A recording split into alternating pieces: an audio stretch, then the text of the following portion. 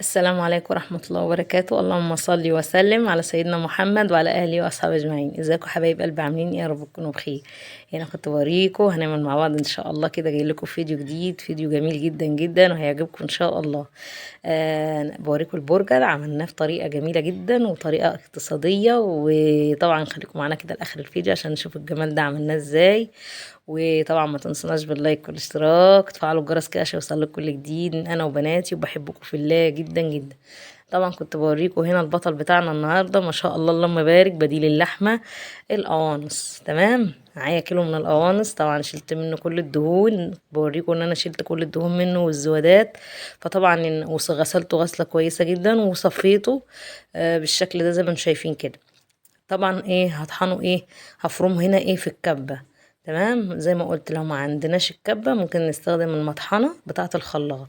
هنفرم واحدة واحدة كده، وهنعمل ان شاء الله احسن حاجة لينا، وربنا يحسن ما بين ايديكم. طبعا انا النهاردة عملت الفيديو جميل جدا، عايزة اقول لكم بمنتهى الجمال. اللحمة طبعا غالية، وبنحب ساعات كتير بنبقى، يعني ساعات كتير بنبقى عايزين نعمل حاجات لعيالنا والظروف مش مسامحة. وانا عملت الفيديو والله ان هو اقتصادي جدا وسهل، وفي نفس الوقت موفر، وفي نفس الوقت بتفرحي بعيالك، لان اطفالنا كلها بيحبوا البرجر جدا، بيحبوه جدا جدا بصراحة. فطبعا يعني اوفر وافضل وانضف بأمانة الله يعني. عملته بقوانص بس والله كان في منتهى الجمال، وانضف كمان بكتير من يعني بصراحة من بره، ما انتش عارفة اللي بره ده ايه. فطبعا يعني حاجة بمنتهى الجمال زي ما انتم شايفين. طبعا فرمتها كده، هفرمها ناعمة تماما خالص، وزي ما قلت نصفيها تمام، ما نخليش فيها مية خالص ولا دهون عشان تطلع معانا زي اللحمة المفرومة بالظبط. زي ما انتم شايفين بالشكل ده فرمتها اهي، بقت ناعمة خالص زي ما انتم شايفين اهو، كأنها بالظبط لحمة، عشان انا عينت منها الدهون زي ما قلت كلها والزوادات اللي فيها. فطبعا الكيلو اصبح بقى نص كيلو وشوية، يعني قلت منها لان ايه، بنشيل منها ايه زي ما قلت الزوادات دي.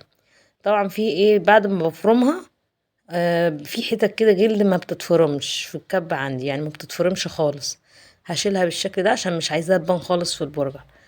عايزه اقول لكم ان انا عملتها والله العظيم، عيالي لما كلوا ما عرفوش خالص ان هم اللي هو برجر، لسه هيعرفوا بقى ان هو بالقوانص، لسه بقى يعرفوا النهارده لما يشوفوا الفيديو. بحبكم في الله جدا جدا والله، وبحب تعالوا جميله، وزي ما قلت متنسناش بدعوه حلوه من لكم. هنا كنت بوريكم معايا فيجيتار، ومعايا نص كيس من ايه، من توابل البرجر اللي هي بتتباع جاهزه. تمام، ومعايا طبعا بهارات، 7 بهارات، بهارات لحمه وبابريكا وفلفل اسمر، وطبعا ملح، ما نكترش الملح قوي عشان الكيس اللي هو بيتباع دوت بيبقى فيه ملح، بيبقى يعني فيه التتبيله بتاعته كلها، وبيضه واحده، وده فيجيتار اللي هو السايب. تمام، هزود الكمية وفي نفس الوقت ايه، هتبقى هتبقى متماسكة بالحاجات اللي احنا حطيناها دي. انا حطيت نص كيس اللي هو ايه، تتبيلة البرجر. حطيت نص كيس، وحطيت معلقة صغيرة اهي من البيكنج باودر عشان تخليه هش كده وخفيف. زي ما قلت حطيت توابل 7 بهارات، وحطيت بهارات لحمة، وحطيت فلفل اسمر وتوم باودر وبابريكا، وحطينا ملح، وحطينا معلقة صغيرة جدا من الكزبرة، وبسم الله ما شاء الله زي ما انتم شايفين كده. هقلب بالشكل ده، وحطيت نص كيس تتبيلة البرجر، وحطيت فيجيتار وبيضة واحدة. تمام، وهلت بالشكل زي ما بنعمل بالظبط البرجر باللحمة وبالفراخ بنفس الطريقة. طبعا لو جت طرية منك، هنا كنت بوريك لو جت طرية منك ممكن تحط لها كمان شوية من الفيجيتار، او تحط لها معلقة لو انت مثلا ما عندكيش فيجيتار وخلص، مثلا ممكن تحطي معلقة دي او معلقة نشا، هتمسك معاكي وهتبقى في منتهى الجمال ومش هتبان خالص. تمام، هنا كنت بوريكم اللهم بارك، جميلة جدا. هحطها بقى في التلاجة ايه، طبعا مطرح الفرن بتبقى ايه سخنة شوية وطرية، فانا هحطها تتماسك شوية. عملت معاكم زي ما قلت كفتة الرز بالقوانص، وكانت في منتهى الجمال، وبتمنى فعلا ان انتوا تجربوها. وهتشوفوا معايا لاخر الفيديو البرجر بتاع القوانص كان عامل ايه معانا، وكان حاجة بمنتهى الجمال. هنا برضو احنا هنا ما عندناش قطعة البرجر، وانا فعلا ما عنديش، وبستخدم يعني بمشي اموري بالحاجة اللي عندي، مش اي حاجة بصراحة. هنا جبت غطيين زي ما انتم شايفين، واحد بلاستيك اهو، واحد اللي هو زي الصفيح كده، واحد بتاع بطرمان بلاستيك، وواحد بتاع ايه، بطرمان ازاز. انا هستخدم واحد فيهم. استخدمت الصراحه البطرمان اللي انتم شايفينه الاخضر ده. طبعا جبت اكياس كده من اكياس المطبخ عندي، وقصيتها برضو على قد ايه البرجلايه، وحطيت ايه كيس كده على الغطا، ودهنته من الزيت. وهحط هحط طبعا حته من ايه، من عجينه البرجر اللي احنا عجناها، تمام، اللي احنا فرمناها. هحط بالشكل ده، وهدوس كده ايه، وهجيب كيس تاني واحطه فوقيه، وهدوس كده بكف ايدي ان انا افردها واسويها في نفس الوقت. طب كانت جميلة جدا جدا بصراحة. وعايزة اقول لكم ان ما شاء الله اللهم بارك، الغطا ده كبير، كان عاملها بسم الله ما شاء الله، يعني فعلا اكنها زي اللي بتتباع بالظبط من بره. طلعت معايا زي ما انتم شايفين اهو. الكيس اللي دهناه زيت طلع بسهولة معايا جدا عليه. طبعا نفس الكيس ما بعينهوش، بسيبه على الغطا زي ما انتم شايفين كده، وبستخدم كيس تاني اللي انا هحط عليه البرجر عشان ايه اعرف اشيلها. اه بالشكل ده. وجبت السكينة بقى، وبظهر السكينة كده، وبعمل الخطوط اللي احنا بنشوفها ايه في قطعة البرجر. اه وهعمل معاكم واحدة تاني. نفس الكيس مدهون اول مرة بندهنه زيت، خلاص بيبقى الزيت فيه، ما بنحتاجش زيت تاني خالص. هحط الكيس تاني من فوق كده، وهدوس كده بصوابعي وبكفة ايدي كده لحد ما افردها واخليها ايه متساوية،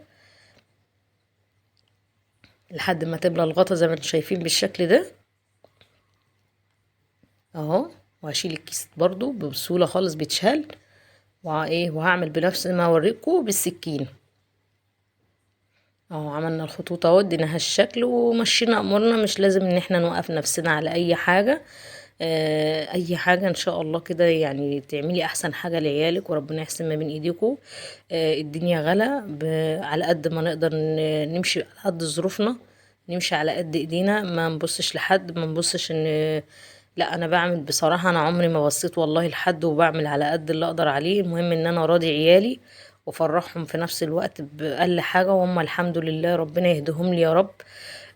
نفسهم يعني نفسهم راضية والحمد لله، وده رضا من ربنا عليا، والحمد لله رضا على كل، يعني ربنا يا رب يدينا ويدي كل الناس يا رب. عملته بالشكل زي ما انتم شايفين كده اهو، بالشكل ده اهو، وشلتها بكل سهولة. جميل جدا، سهلة، تشكيله سهل خالص اهو، ما صعبناهاش على نفسنا، بسويها بكل سهولة اهي، مفيش اي غلطة فيها الحمد لله. وهوريها لكم واحنا بنقليه برضو بعد ما خلصت الكمية كلها. زي ما قلت بحط كيس اللي هو الاولاني بنسيبه يفضل محطوط على الغدا زي ما هو، وبحط كيس من فوق كده. طبعا دي اكياس عندي بتاعت التلاجة او السندوتشات، انا قصيتها كده على قد البرجر زي ما شفتوا، انا اللي قصاه يعني كده، وما اشتريتش حاجه من بره، مشيت نفسي بكل حاجه من عندي الحمد لله.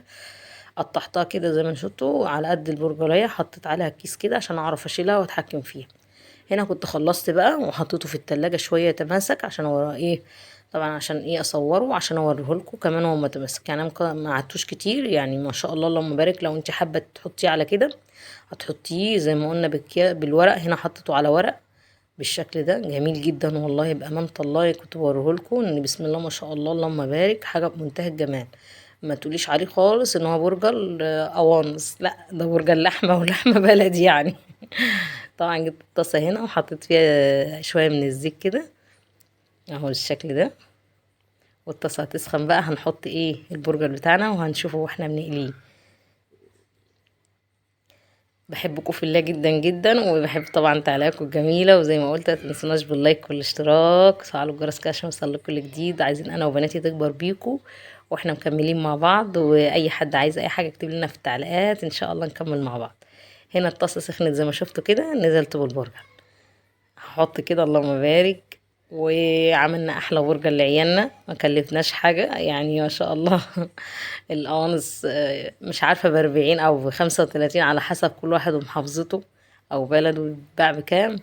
فبأمانة الله يعني حاجة موفرة جدا. وبتمنى ان انتوا فعلا تجربوا البرجر بالقوانص، وتعملوا كفتة الرز برضو بالقوانص، والله العظيم في منتهى الجمال. حاجة يعني جميلة جدا جدا، حاجة حلوة قوي. هنا زي ما انتوا شايفين اهو، كنت بدوس كده عليها عشان تستوي معايا، تمام. اللهم بارك، حاجة بمنتهى الجمال وجميل جدا اهو بالشكل ده زي ما انتوا شايفين. اللهم بارك، جميل جدا. حاجة في منتهى الجمال اهو. بقلبه كده بكل سهولة، وبسم الله ما شاء الله زي ما انتم شايفين اهو، ما كشش ولا اي حاجة، بسم الله ما شاء الله. وعايزة اقول لكم ريحته جميلة جدا وطعمه بمنتهى الجمال. حاجة اقتصادية وحاجة سهلة، حاجة موفرة، يعني حاجة يعني ما شاء الله كده فرحنا بيها عينينا زي ما قلنا. واقل حاجة ممكن تعملي احسن حاجة لعيالك زي ما قلت، ما نبصش لحد، نعمل على قد ظروفنا على قد ايدينا، وربنا يحسن ما بين ايديكم يا رب، ويكون الخير كله ما بين ايدكم يا رب. خلصت كده هقليهم كلهم وهوريكم بقى خلصت. هنا جبت بقى ايه ما شاء الله، معانا بقى ايه القوطة، ومعانا الخس بتاعنا، ومعانا بصلاية كده قطعتها طرنشات، ومعايا طبعا البرجر خلصته قليه زي ما انتم شايفين، اللهم بارك، شكله جميل جدا وريحته بمنتهى الجمال. ومعايا بقى الكاتشب، طبعا اكياس كاتشب كده بقى ما شاء الله توصينا بيهم بقى، يعني ايه قلنا ندلعهم بقى شويه. هنا بقى جبت زي ما انتم شايفين كده، قطعت كل البرجر كده الكايزر بالشكل ده. وطبعا التشكيل ده على حسب ذوقك وحسب رغبتك وحسب الحاجه اللي انت بتحبيها هتحطيها. انا حطيت كاتشب كده، وهرص ايه بالشكل اللي انتم شايفينه ده. كان جميل جدا والله العظيم، وحاجه فرحت عيالنا زي ما بنقول، يعني بأقل حاجه فعلا الاطفال بيفرحوا بيها. بحمل ان انا بفتح كده كده مع دي ما شاء الله، يعني ما شاء الله ما بارك بنخلص اهو بالشكل ده. حطيت طماطم اهو، طبعا زي ما قلت على حسب الحاجه اللي تحبيها. طبعا ما حطيتش جبنه، ما جبتش جبنه شيدر اللي هي الغاليه دي، لا ما جبناهاش بصراحه. استخدمنا الحاجه اللي عندنا زي ما قلت، احنا عاملينه اقتصادي، حاجه كده على قد ايدينا زي ما بنقول، وحاجه موفره الصراحه، وحاجه في نفس الوقت جميله جدا. بص بقى بقطع البصل طرنشات وباخده كده حلقان كده زي ما انتم شايفين كده، بطلعه من بعضيه كده، بحط الشرايح كده زي ما انتم شايفين كده بالشكل ده. اه جميله جدا. بعمل كله الكمية مع بعضها كده على طول، بتخلصي بسرعة، ما بتنجزي كمان، يعني مش بتاخد وقت كبير معاكي. هحط طبعا الخس. الخس مفيد جدا وحلو قوي على فكرة، في بالذات في الشتاء، يعني على قد ما نقدر ناكل خضروات، الخضرة حلوة في الشتاء. حطيت طبعا الخس وحطيت البرجر، وهنحط كمان شيبسي، يعني عيالي قوي يحط لنا شيبسي يا ماما فيه، قلت لهم والله ما زعلكم. حطيت لهم بصراحة زي ما انتم شايفين كده، اللهم بارك، يعني بصراحة كان في منتهى الجمال، وزي ما قلت فرحت عيالي بيه. حاجة بسيطة بس حبيت ان انا اوريكم الفكرة، ان احنا بأقل حاجة ممكن نعمل احسن حاجة زي ما بنقول. اهو زي ما انتم شايفين اللهم بارك، مش مختلف خالص عن اللحمة، وزي اللحمة بالظبط بالقوانص. بقى يعني ب40 جنيه عملنا احلى شندوتشات والحمد لله. كلنا وبسطنا والحمد لله، فرحت عيالي بيه وما شاء الله، يعني زي ما انتم شايفين كده. طبعا كان نفسي ادوقهولكوا جدا واوريكم طعمه، والله بامانه منتهى الجمال. معلش يعني محدش يقول على القوانص يع ولا اي حاجه، لانها احنا اصلا ساعات بنقلبها ببصل بناكلها يعني، دي لحوم في اللحوم، يعني مش حاجه وحشه، عشان محدش مثلا يخش يقول لي القوانص يع، لا بتتعمل كده، لا والله بتتعمل بيها حاجات كتير جدا. وانا عملت بيها مكرونه بشاميل اللي عايزه اقول لكم، عملت بيها حاجات كتير، وعملت بيها رقاق بالقوانص، وعملت جلاش بالقوانص، عملت حاجات كتير بس ما عملتهاش معاكم، ان شاء الله برضو هعملها معاكم. هنا كنت بوريكم الشندوتش اللهم بارك ومنتهى الجمال، بألف هنا وشفا اللي كل. يا رب يكون الفيديو عجبكم، ويكون المعلومة بس وصلت لكم مش اكتر، ان احنا بأقل حاجة نعمل احسن حاجة لعيالنا، ما نبصش لحد، نعمل على قد ايدينا، الدنيا غلا ما نصعبهاش على نفسنا ولا على حد. بأقل حاجة يرضي، ان شاء الله ربنا هيرضيكي من عنده، طالما انتي راضية والله ربنا هيرضيكي. بقى يعني على قد ظروفك امشي، مش شرط ان احنا نعمل حاجة غالية وحاجة مكلفة، او نجيب حاجة غالية من بره واحنا ما معناش. لا والله العظيم بأمانة الله هترضي ربنا، ان شاء الله هيرضيكي وهيفتح لك ابواب الرزق بالحلال وبالخير يا رب العالمين اجمعين. بحبكم في الله جدا جدا، وبحب تعليقاتكم جميلة. يا رب يكون الفيديو عجبكم، ما تنسوناش باللايك.